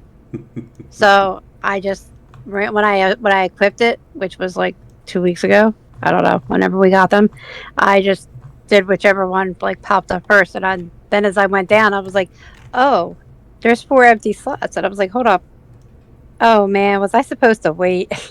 And actually think about this, so I ended up with black, which wasn't horrible because it actually helped out a bit of the men's feuds. I love Flash weekend. Unfortunately, I work through like the first and the third ones. I work, but I get to come home and do some feuding when I'm done, so I get a late start. But I do like that, the CSS are usually like, oh, okay, cool, 2 brawls, and I can get them done because you're only required 2 each. Mm-hmm. And then in and out, it's pretty easy. It used to be that I preferred, even though I had like a great women's roster, I preferred the men's feuds because I felt like they were just, the gameplay went by faster for me. But I'm finding that this weekend, I'm loving the women's ones more. Interesting. Okay. Yeah, I had fun. So I guess I'll... Sorry, go on, Bureau. No, go ahead. I was going to say, I've had fun with both the male and the female feuds so far this weekend. The male feuds I had a blast with. I was just coasted through the whole entire set of Feud 1 and a little bit of Feud 2 when I woke up.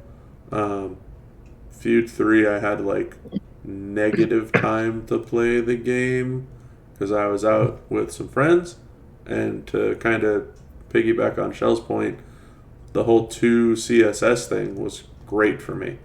I got home like 1:30 in the morning type of thing, and Feud ends at around 3 a.m. and it was like, this is, it's cutting it close, but I can get these 2 CSS done before passing out. That's exactly what I did, and that was good. And now I'm playing Female Feud while we're recording the podcast, and it's been a blast so far.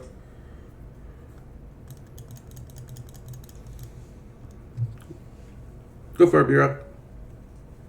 Well, I'm gonna jump in here. I'm a feud guy. I haven't seen a feud that I didn't like. So I'm always a fan in that sense. We spoke earlier today, and I'm gonna just put it out there. You people who got these 100% gem defense and throw it on indie with 6-star armor 2s, there's a special place for you people.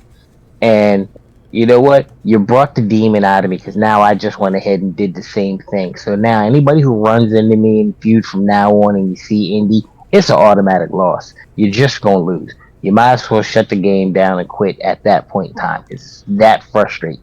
The outside special of place that, B-Rock has for you is in this faction called Not a Full-Time Job, by the way. Go on, B-Rock. No, it's not. I don't even want you. Don't even want you. Just...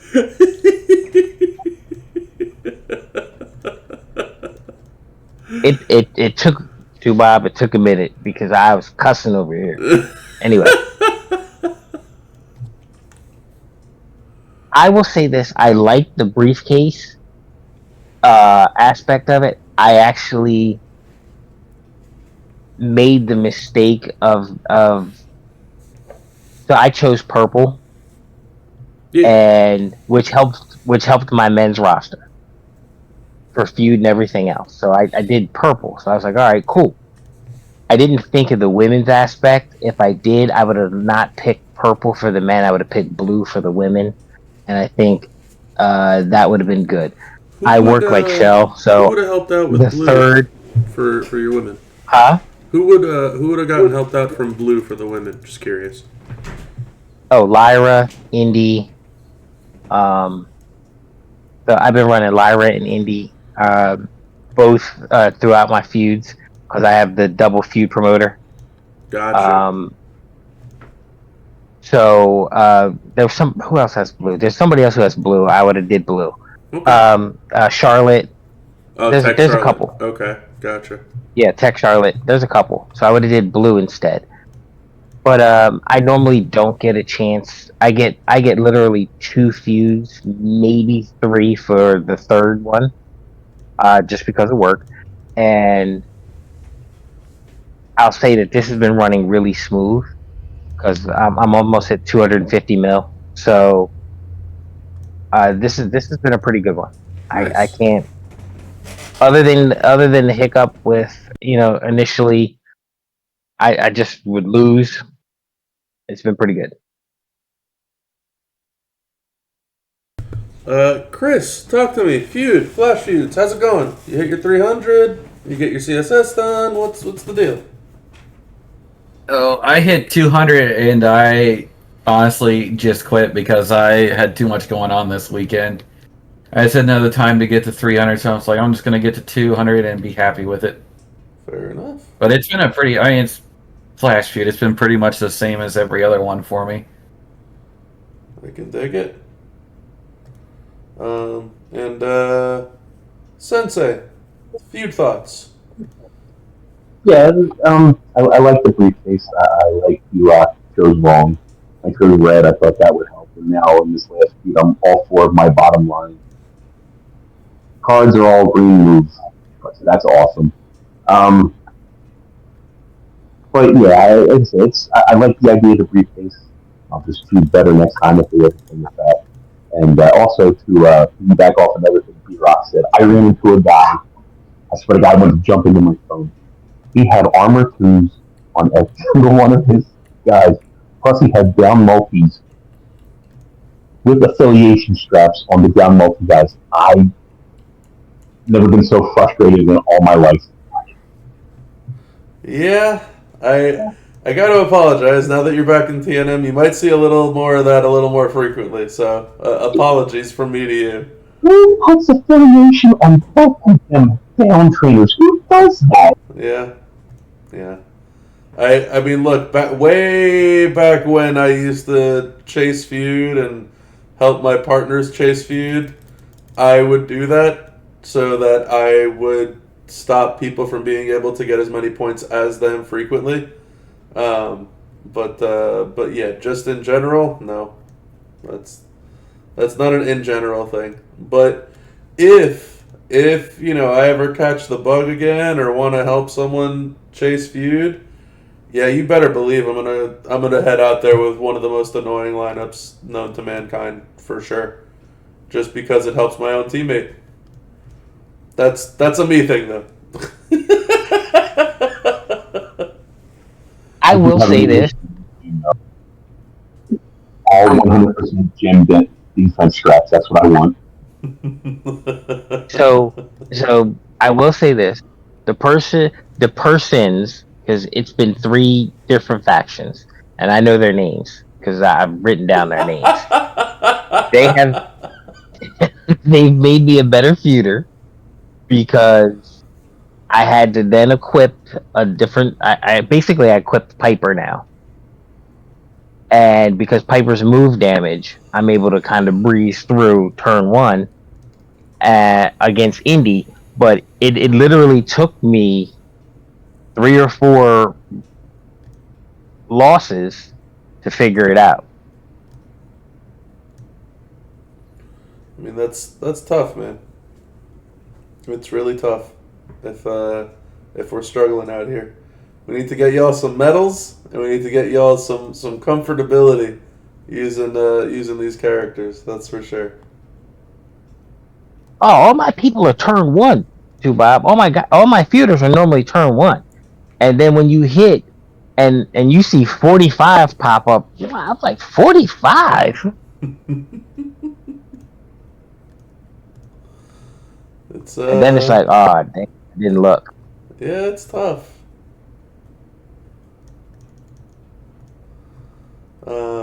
I will say,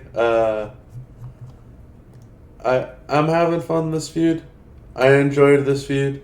I think that if I got a briefcase moving forward, I would probably switch up the MP color, just in terms of making my best a little bit better. I was looking at it from a point of view of who could I get a benefit for, like in terms of CSS and all that type of stuff. But the more that I sit back and look at it, it's like, yeah, 2 matches with CSS, and then that's done. So I feel like I kind of burned the turnbuckle on something that was not really that necessary, compared to if I can make my top end hit better by not requiring an MP trainer on them, that will help me be more efficient. And so that's kind of where my mindset is, I think, moving forward. Who can I get that is at the absolute pinnacle of my roster that I want to use in every single, lineup, whether it's male or female, that I can just go with faster. And for me right now, Zombie Bailey is still, creme de la creme. She's awesome, fantastic. I hysterically enough just fought an Alexa Bliss and forgot she counters the move damage increase, but doesn't steal the turn. So at least there's that. But I mean, she doesn't lose in this day and age. Still, I know everybody is so gung ho about move damage is dead and move damage is horrible and no one ever uses it anymore. But I've had 0 issues with her since the new takedown medals have come out. Even when I fight somebody with full, padded stuff and whatever it is, like move defense substats and all that type of crap, I still 100% everybody that she fights against. So I think that Black MP would be great for her. And Hall of Fame Farouk. Hall of Fame Farouk gets a very similar treatment in terms of being able to walk in, smack somebody, and then walk out, and that's it. So I think moving forward, I can see myself moving from the purple turnbuckle to the black turnbuckle. That being said, this did seem like it was very centered around muscles in the bank. So I don't think that we'll be receiving a +4 turnbuckle for MP in the near future anyway, since they always like to do something a little bit different for this MLC. And I think that was the little bit different thing that they did this time. So I'm not expecting it moving forward, but if it did, just a little food for thought in terms of thinking about what might be helpful, what might not. The CSS is cool and all, but man, once you're done with those in 1 fight, 2 fights, even 3 fights, if you lost one of them type of thing, that's, 30 minutes, 45 minutes at worst case scenario. You're just moving on for the rest of the feud, and you're trying to just get the best that you can out of your lineup. And having that MP turnbuckle for characters that you're no longer using, it hurts. It hurts big time. Outside of feud, because everyone's left their feud thoughts, anybody on Drew? Anybody on Drew McIntyre being our hidden character for the month? A new PG era showboat. He's got the 3MB gear. Little interesting to me. B-Rock, I forget what you called him at the beginning of the podcast, but when I saw him, the first thing I thought of and started laughing was like, man, this guy just looks like a Wish.com version of Shawn Michaels, doesn't he?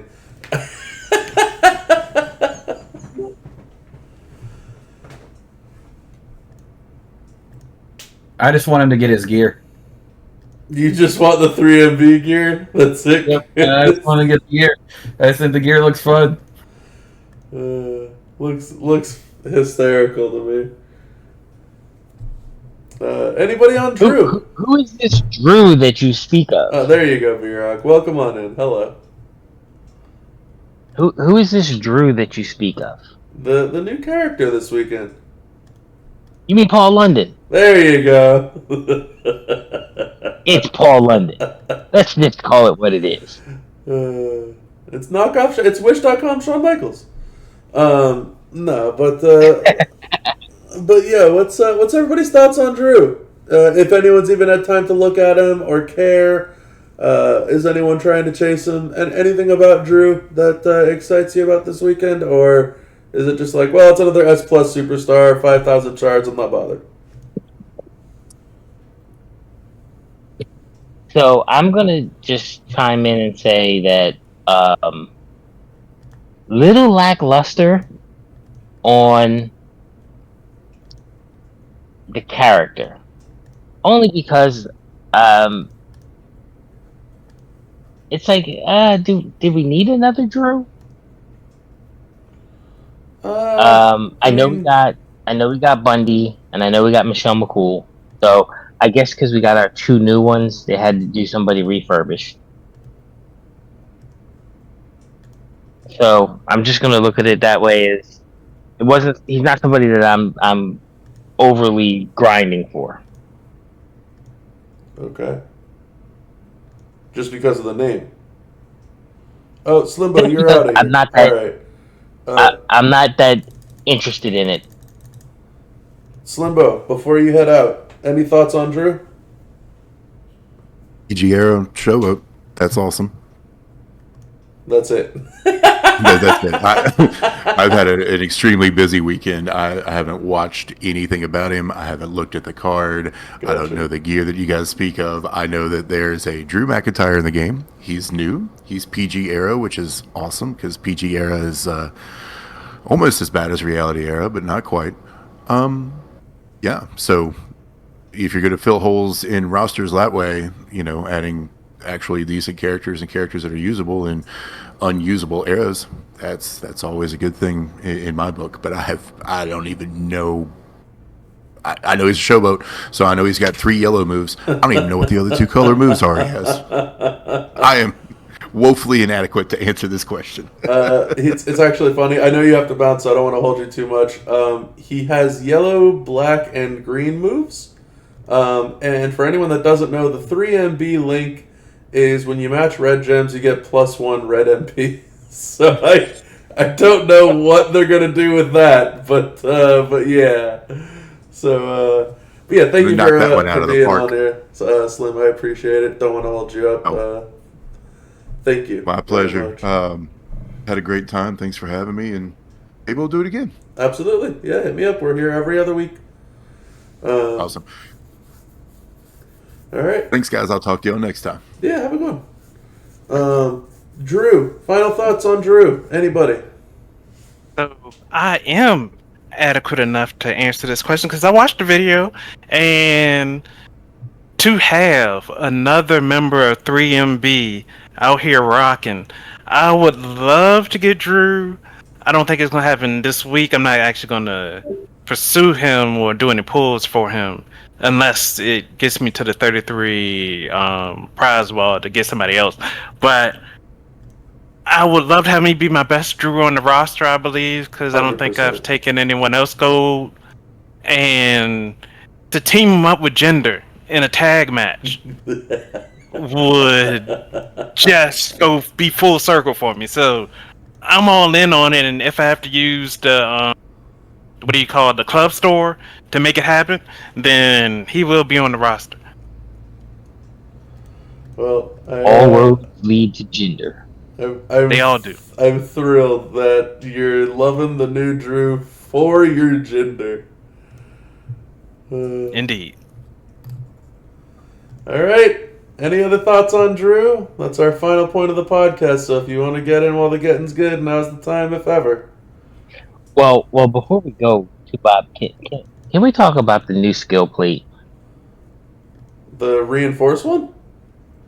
No. The different colored Piper's plate. Ah, the green Piper plate. Sure. Let's make that a talking point. The green Piper plate. All right, take it away, B-Rock.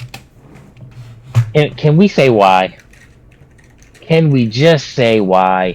Go for it. When the plate came out, everybody was struggling to get this plate. And then you got 2 of them. Then you could be somebody like myself who has got 5 or 6. Yep. Now you've kind of diminished all that work, Scopely. We didn't need you don't need different colors. You didn't do different colors with a drip plate. You don't need to make different colors for every plate. I think, honest to God, B-Rock, it's coming down to they are losing creativity when it comes to creating new skill plates, and they're just going to go over the ones that we have and then turn them into different colors. That's just what it feels like is going to happen.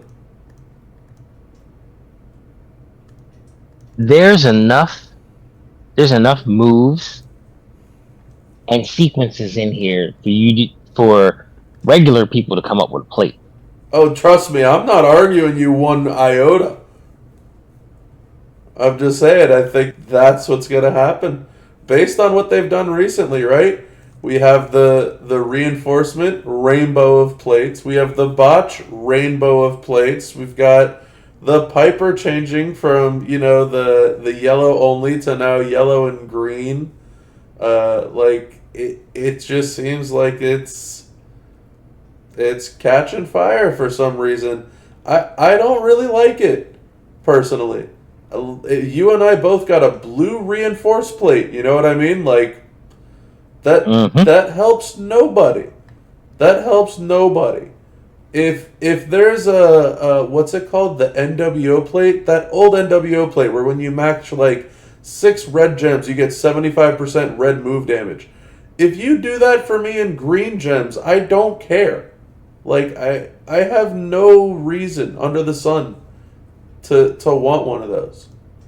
But that seems like the trend that they're moving in, and I couldn't tell you why.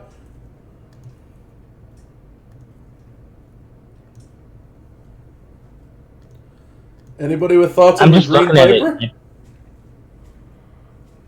Anybody get the Green Piper? Anybody want the Green Piper?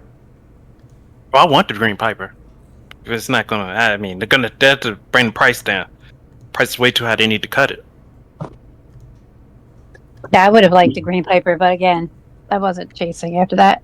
And I kind of, to carry along with what you were saying, Bob, it feels kind of lazy to go through and take these plates we already have and let's just swap some colors around. Yeah, it's silly. Could have just made a new plate that does something similar. I can't fathom why we would go through and start just adding colors of plates that we have. The only one that would have made sense for would have been the drip plate, because they could have sold a bunch more of them, type of thing. Mm-hmm. But you can't get me sold on, changing up colors of skill plates. They think about how long they did that with the 50 plates, where it was use a move, use a red move, get 50% red gem, right? Like, does anyone remember how many months that took for them to do that? Because they only released one plate per month, and it took, and they didn't even do it in 6 consecutive months. It took us until we got Radical Revolutionary, and the very first one was Zombie Sean. Like, it's a drastic amount of time that it took them to just do that, and it just doesn't make any sense. Oh yeah, they also have the Barber's Blades. The Barber's Blades now has 6 colors of Barber's Blades. For what? Like, what do I care? It makes no sense to me.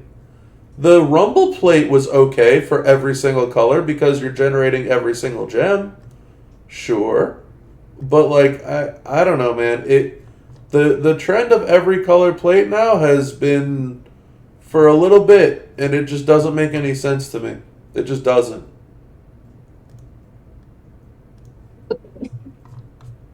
I don't know. Anybody else on our Green Piper plate? Our little side hustle of a point, as I'll call it, since B-Rock brought it up. So the last part is, you do this, and then you're gonna steal cages so we can't use it anyway. That's what I'm just sitting here like, I'm looking at this and I'm like, okay, you made this plate extremely expensive. It was in the last milestone, and then you turn around and you look and you say, okay, you copied the one plate, and it's frustrating. They want to promote Discord, but then if you go into Discord and say, why can we help you? You know what they should do? They should have a community poll or put something out there. What's a plate that you all think that we should create? That way, we don't have to do this whole run of the muck. Okay, let me get another color for an existing plate that we know nobody's. I shouldn't say nobody. A lot of people aren't going to get anyway. I was gonna say, I have a name, B-Rock. It's not very nice. Here's my opinion.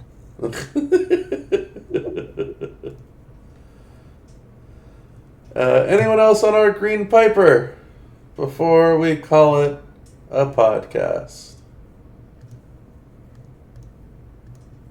Nope.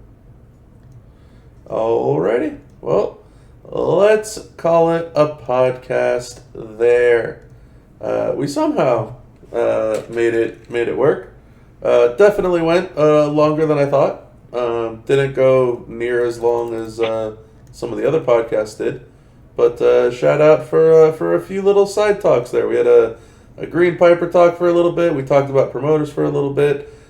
We definitely didn't talk about the Speed Tour at all. I don't know why, but nevertheless, we'll maybe be able to talk about that next time instead of just my resources. But anyway, hey, huge shout out! Thank you to everybody who showed up. B-Rock, thank you very much Except, I'm gonna have to have like a button that I can click over here that's kind of attached to like a shock collar over there or something when you start just talking smack about my resources. It'd be great to have one of those set up. All I'm gonna ask is that throw me one of them gift boxes that you got in your inventory from 6 years ago. Yeah, sure. Just let me keep the Lou Albano one. All right. There you go. Listen, you never know when that 25% Lou Albano gem damage strap is going to come in handy. All right. Chris, thank you very, very much for showing up, keeping B-Rock on the straight and narrow, reminding him that he does indeed have 600 superstars, no matter how hard he tries to deny it. Sensei Kreese, thank you for showing up. Sincerely appreciate that. That was fun. Out of left field. I know you didn't sign up for today, but was thrilled to have you on. Maybe, just maybe, we can find a way to pull you out of the ocean and get you a regular sounding microphone. That'd be fantastic. Shell, as always, appreciate the input. Always happy and fun to have you on board the podcast as well.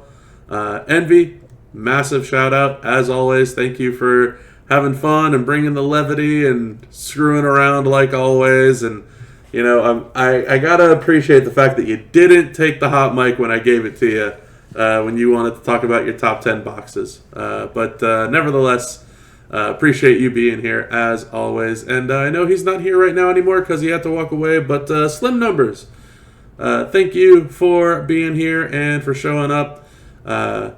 Was fun to have you on board and hear from a different individual for sure. But that's going to be it for the podcast today. That is it for volume number 20 of the Round Table. The goal is to be back in 2 weeks' time on the 6th of July. That's what it looks to be like, the 6th of July, which is 4th of July weekend. That might be tough. Maybe the 6th, maybe the 5th. We'll have to figure it out then. Or if everybody's busy on 4th of July weekend, maybe we just postpone it another week and do it in 3 weeks' time. I don't know. We'll figure it out. But anyway, thank you all for listening on in. Hopefully you enjoyed this iteration of the Roundtable Podcast and my little background gameplay here. But until next time, y'all, have a good one.